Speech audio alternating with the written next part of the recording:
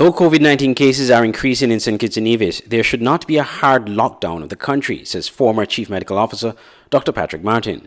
Speaking in an interview with SK Newsline on Friday, Dr. Martin said a lockdown of the country would only exacerbate an already bad situation, economically and mentally. A hard lockdown is too perilous.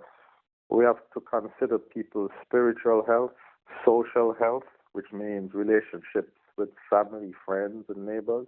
I have to consider people's mental health, which means the capacity to cope with the normal and abnormal stresses of life.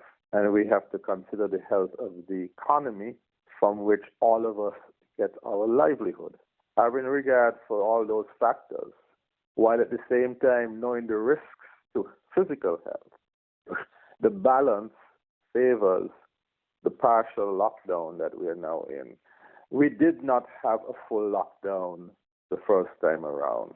Full lockdown means 10, 14 days of stay in place, shelter in place. We didn't have 10 consecutive or 14 consecutive days of curfew the first time, subject to correction. I don't recall us having 14 consecutive days of curfew the first time. Some residents and citizens believe the government should implement a lockdown, even similar to last year when the pandemic started, in a bid to stem the tide of COVID cases, which as of Wednesday, June 16, stood at 208 active cases. Some believe a lockdown, which would obviously have economic effects, would be efficient in bringing down the cases and prevent the spread of the virus.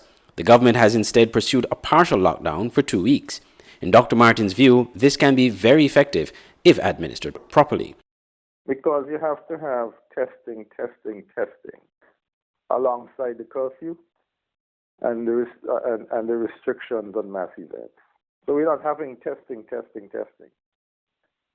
The border is open, the air border is open, and from what I understand, yes, persons have to be fully vaccinated to come in, but there's no universal testing of travelers, incoming travelers. That needs to be done.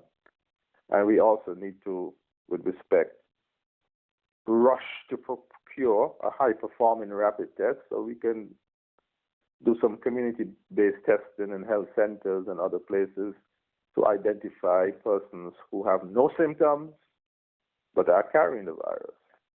The current approach is a reactive testing approach, mostly.